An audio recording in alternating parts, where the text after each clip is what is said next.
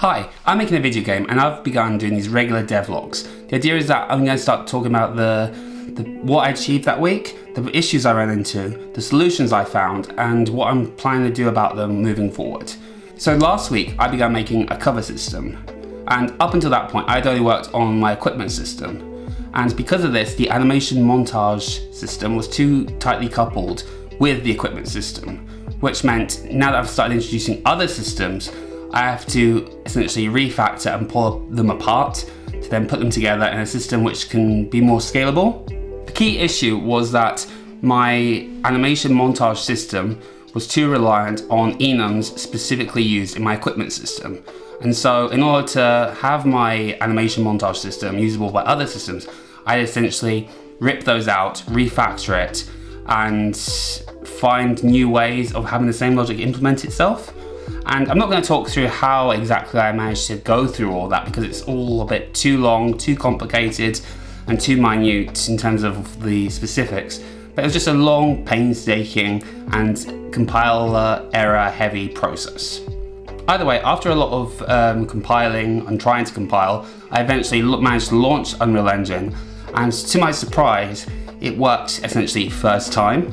There was one small bug, but I quickly found out what the cause of that was, and it was simply a misplaced action enum. So once that bug was resolved, my equipment system and gameplay now function as it was prior to the refactor. So that was a huge undertaking and achievement. Now that I had an independent animation montage system, I can get back to my main task, which was creating a cover system.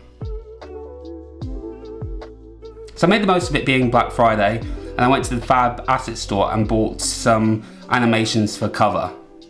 So I chose to use asset animations because I'm still in quite early development. I just wanted to get on with the process of actually prototyping the cover system and didn't want to go on a whole other side mission to try and create specific animations in Blender, which probably, knowing my skill, wouldn't be to the same level that I could get online. And as they were on sale, I thought, why not? And once those were imported, I was ready to begin my actual task of assigning them to the cover system. Now that they're integrated into my project, when the player walks up to a wall and hits the cover button, they begin getting into cover animation, so that's going well. I was initially scared that they didn't seem to have root motion, and I was concerned that I would have to manually add that myself, but I was being a bit of an idiot and I missed to tick the root motion box. Oops. Once I did that, they were now moving in place into cover, and that was all resolved. And I was ready to begin the next stage. So I had to create an animation state, which would be triggered when the character goes into cover. This would then drive the animation blueprint. I already had an enum which drove walking, jogging, crouching, so I just added another one and called it covering, and that would then define new animations. So my animation blueprint is based off the Lyra system. I'm using layers and various properties in order to define which animations should be played. So I went in and assigned the various start, stop, cycle and loop animations needed for covering, but it still wasn't quite working properly, and as it's quite complex, I found that it's going to need a bit more of a deep dive into the actual system to try and discover exactly why that was the case. So originally the system was designed to be camera facing, whereby orientation to movement was true, which means that wherever the camera is facing, the character is facing. But this isn't quite what I want for my game, because I'm trying to make an adventure action sort of game, and I think usually the camera is independent from the actual player, but I still want that behaviour for when I am using weapons, for obvious reasons, and as such I had to have like a mix and a switch between the two.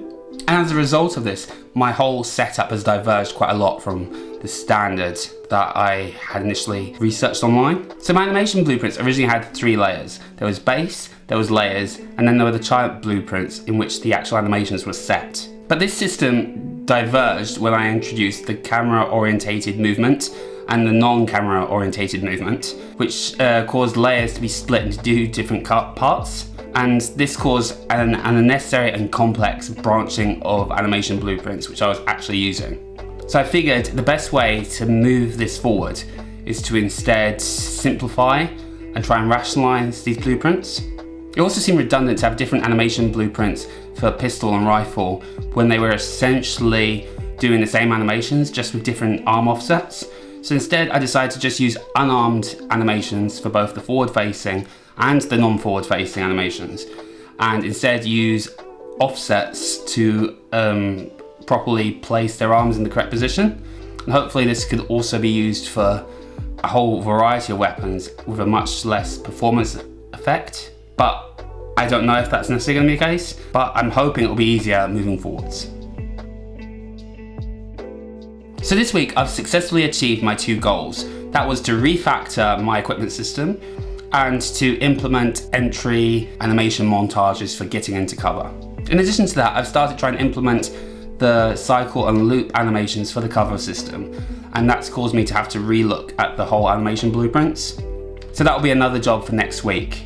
I also need to create the offsets that will be used for my actual weapon poses, because at the moment my character is still unarmed, and I want to try and at least aim to get back to the weapon poses that I had pre-refactor.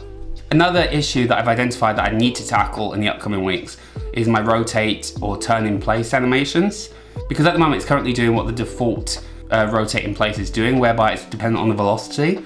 But what I essentially want is that if the character hits back, the character will instantly turn around to 180 degrees as opposed to, but once again, this is closely tied with my Lyra-based animation blueprints, and so I feel like this is going to be a much bigger job than I'm currently expecting, and I don't really even know how to begin going about resolving that, but that will all come in the future.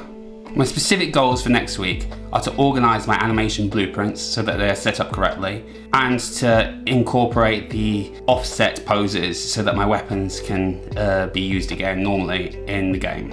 In the meantime, I will also be looking at the animation blueprints in terms of how the turn in place and other issues can be fixed, but that won't be a one-off big job. I'll try and keep that a small ongoing process and not one of the main goals I'm trying to achieve.